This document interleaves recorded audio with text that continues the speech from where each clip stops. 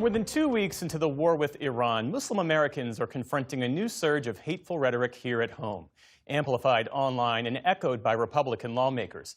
Tennessee Congressman Andy Ogles posted that Muslims don't belong in American society. Florida Congressman Randy Fine wrote this: "We need more Islamophobia, not less. Fear of Islam is rational."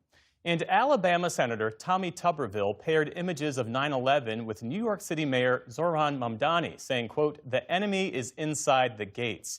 Civil rights advocates and Democratic lawmakers have condemned the remarks as dangerous and openly bigoted. We're joined now by Maya Berry, Executive Director of the Arab American Institute. Thank you for being with us.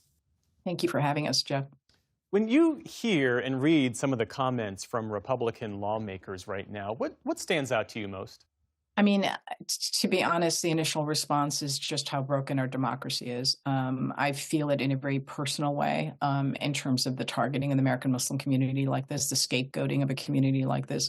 But the fact that it's coming from elected officials who have American Muslim constituents who should understand with greater clarity how their rhetoric is perhaps different than mine or yours. And yet they feel very comfortable continuing to engage in this, stoking fear and putting communities and individuals at risk.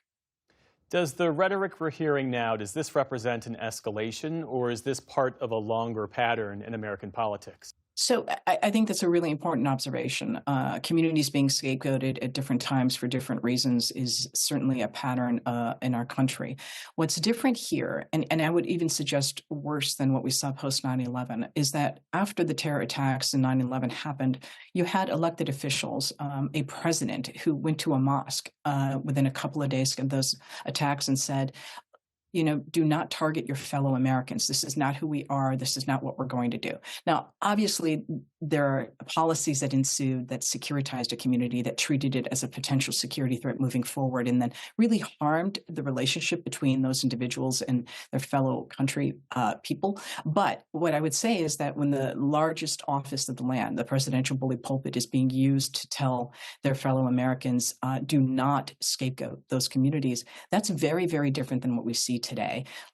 The single largest crime or hate crime data that we had that targeted both actually Arab Americans and American Muslims came after 9/11. The second largest numbers came after the 2015 and 2016 years, which is the beginning of President Trump's initial campaign in running for office. So there is certainly, I think, a decision among some that this rhetoric is helpful. It gives them viral moments. It helps them raise money. That, to me, is why I keep emphasizing that you should care about this, because it is harmful to a community, but you should also care about this because I think it is indicative of how problematic and how fragile our democratic institutions are right now. And you have some defending their remarks by pointing to these recent attacks allegedly carried out by Muslim men, the car ramming at a Michigan synagogue, the shooter at Old Dominion University last week. President Trump, who you mentioned, he was on Brian Kilmeade's Fox radio show last week. Take a listen to what he said. They're sick people, and a lot of them were let in here. They shouldn't have been let in. Others are just bad. They go bad. Something wrong. There's something wrong there. So the genetics are not exactly, they're not exactly your genetic. It's one of those problems. I want to ask you to respond to that. And there can be legitimate concerns about how people become radicalized and then carry out acts of violence. There's a separate question around how leaders address that without turning it into sweeping claims, derogatory claims about millions of Americans. Look, I'm not going to argue that someone who resorts to violence, like we saw in the horrific attack in Michigan or the shooting in Virginia, isn't perhaps sick in some way. There's something wrong there, without a doubt. The difference, though, is that no one would suggest that we engage in that kind of talk when we talked about the sick shooting, the Temple shooting in Oak Creek. No one said that when there was a shooting in South Carolina. No one said that when we were talking about the devastating killing of congregates at the Tree of Life Synagogue, or Charlottesville, Virginia, where Heather Heyer was killed, or the supermarket in El Paso.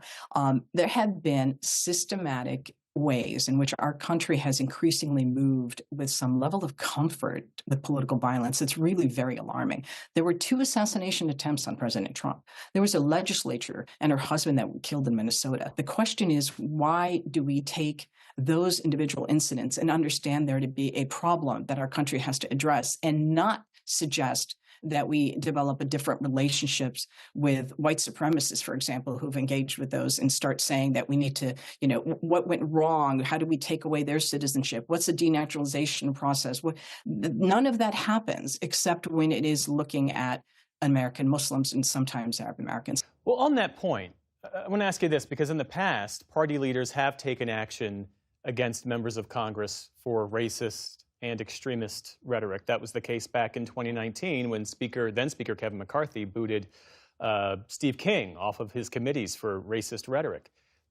Fast forward to the present moment, there doesn't appear to be that same level of accountability. What's the impact of that? No, to the contrary, there's no censure. There are no committees assignments being withdrawn. And in fact, in the case of Congressman Randy Fine, the day he actually said, starve them all, is the day that he was appointed to the House Foreign Affairs Committee. And you have a situation where the House Speaker, instead of saying this kind of rhetoric must stop, it's harmful to our fellow Americans and we ought not to engage in it, he said there's a legitimate fear about demanding Sharia law in our country.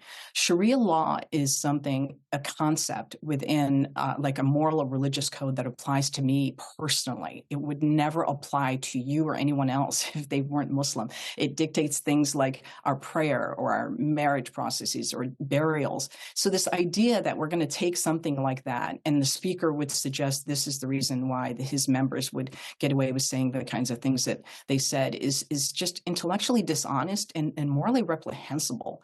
Beyond the rhetoric, are you seeing signs that these attitudes are influencing policy?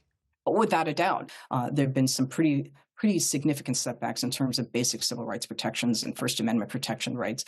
But I would focus more on, at this point, frankly, I'd go back to Congress, because certainly I'm not suggesting the executive is working great. But the issue with Congress is it's not just that a member tweets something this reprehensible. Look at the remarks they're giving on the House floor. Look at the questions and comments they make during congressional hearings. It's not just about like they need to engage or behave in ways that are decent. It's really about a structural problem within the body itself. It's not passing budgets on time. It's not passing laws. There's no congressional oversight. Our country just went to war without a war powers resolution. But what do they find time to do? They find time to sit and tell us that we need to fear our fellow Americans.